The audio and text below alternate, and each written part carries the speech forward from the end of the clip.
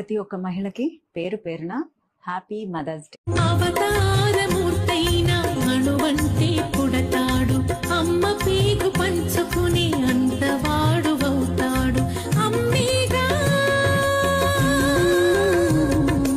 అమ్మేగా చిరునామా ఎంతటి ఘన చరితకి, అమ్మేగా కనగలదు అంత గొప్ప అమ్మని.